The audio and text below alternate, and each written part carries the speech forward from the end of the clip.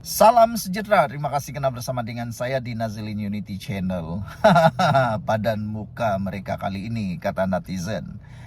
Sebelum kita teruskan ulasan kali ini, saya nak gelak juga lah kan. Sebab kemarin ahli parlimen Larut menuduh kononnya kerajaan perpaduan pimpinan Anwar Ibrahim ini derhaka. Tapi aku nak ajak anda semua, aku nak ajak anda semua melihat kebenaran. Siapa sebenarnya yang penderhaka? Kerajaan perpaduan pimpinan Anwar Ibrahim ini kah? Atau Perikatan Nasional? Ketawa juga akulah kan. Manakan tidak ketawa. Faktanya lebih memalukan Perikatan Nasional. Kemarin berlaku paku dulang, paku serpih, mengata orang mereka yang lebih. Dakwaan Larut kononnya Perdana Menteri seorang penderhaka kerana menyorok titah edendum adalah merupakan percubaan terdesak Larut. Umum mengetahui pihak manakah yang bersikap biadab terhadap institusi raja-raja sehingga mereka ditegur, bahkan ada laporan polis dibuat terhadap mereka.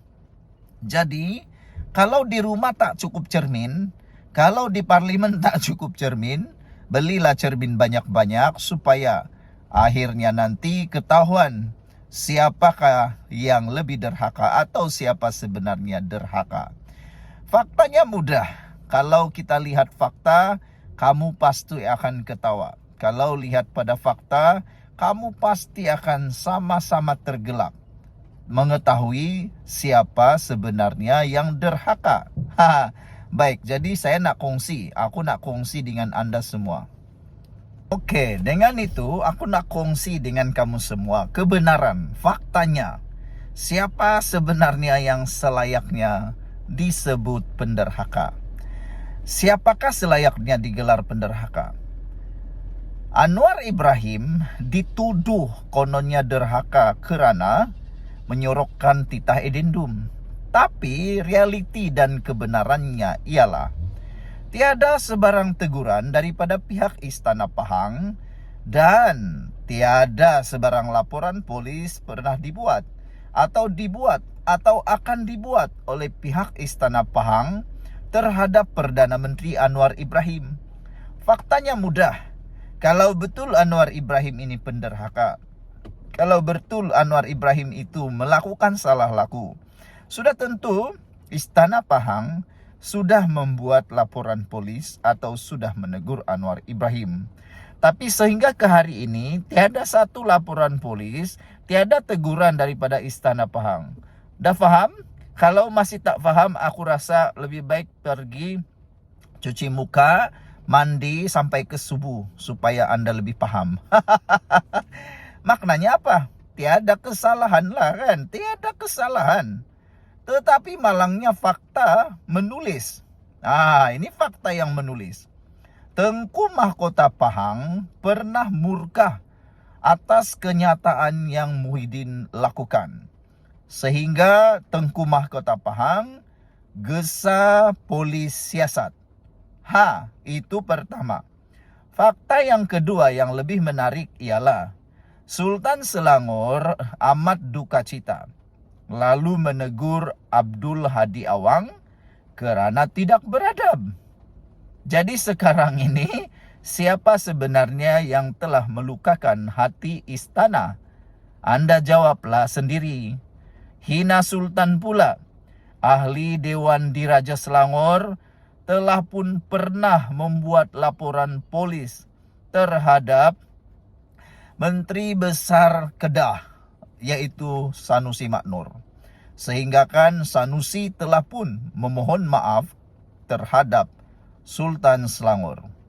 Dan dalam laporan polis dibuat oleh ahli Dewan Diraja Selangor itu, mereka menuntut ahli ataupun ketua Menteri Besar Kedah itu memohon maaf.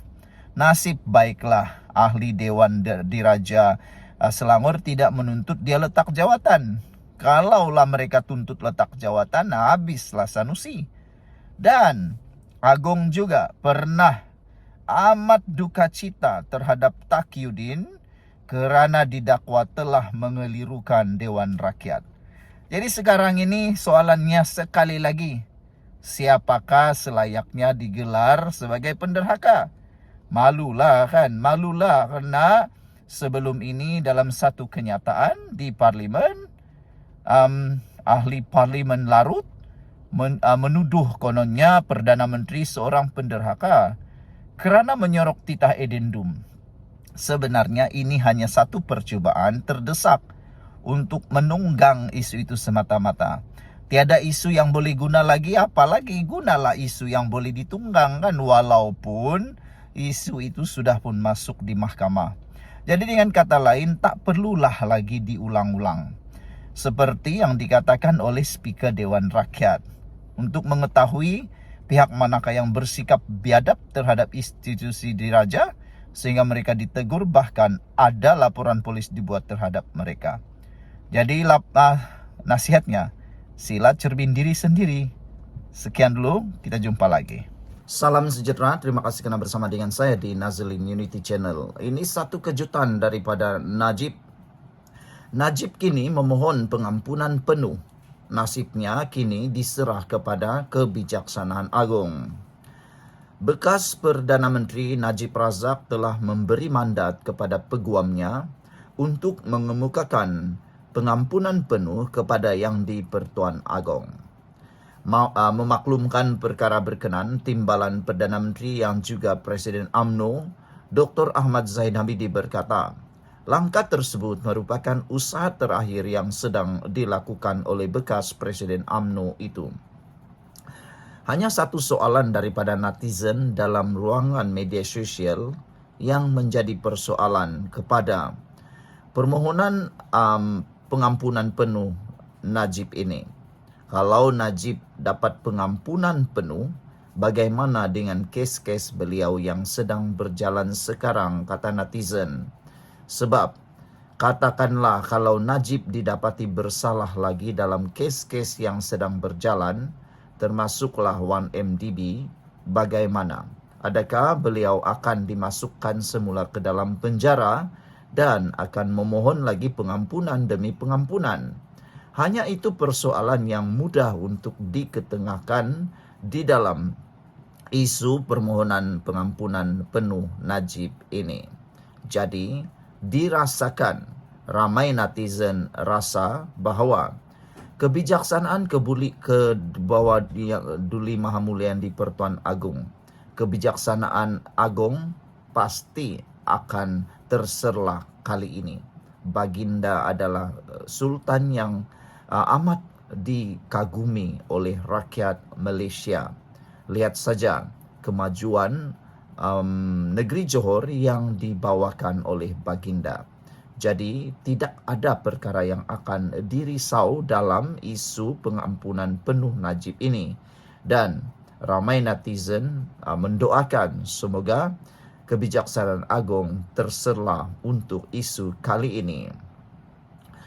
Saudara-saudara sekalian, kita melakukan di peringkat perundangan sampai di peringkat akhir, iaitu Judicial Review. Dan kini melalui lembaga pengampunan yang terletak di bawah kuasa Yang di-Pertuan Agong, kata Zahid lagi.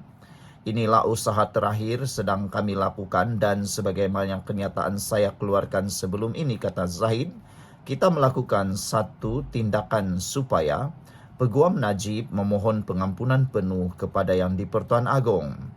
Najib telah memberi mandat ini kepada peguamnya untuk memohon pengampunan penuh kepada Yang di-Pertuan Agong. Sinar di hujung terowong itu ada, tapi bila ia akan datang tidak diketahui dan sebab itu pohon perkenan dikemukakan kepada Yang di-Pertuan Agong, katanya lagi.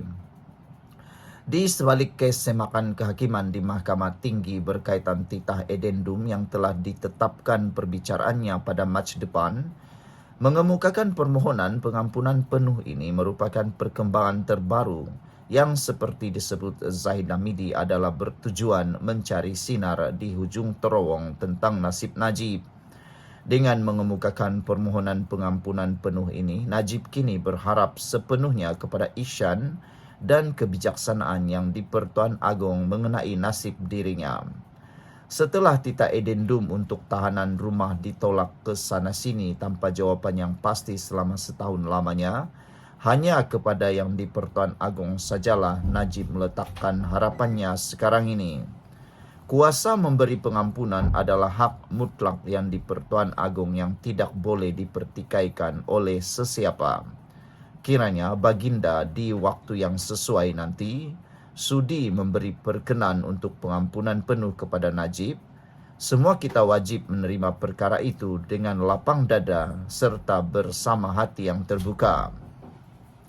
Najib telah melalui semua proses siasatan, perbicaraan, rayuan dan hukuman, dan kini memohon pengampunan penuh yang terletak dalam budi bicara yang di-Pertuan Agong untuk memperkenankannya. Kebijaksanaan Baginda dalam memberi perkenan untuk pengampunan kepada sesiapa saja adalah hak yang dijamin oleh perlembagaan negara. Sebagai rakyat, kita bukan saja harus taat kepada raja, tetapi juga perlu akur kepada segala titah dan kebijaksanaan Baginda selaku ketua negara. Sekian dulu untuk kali ini. Jangan lupa tinggalkan komen Anda, tekan butang subscribe. Kita jumpa lagi. Bye-bye.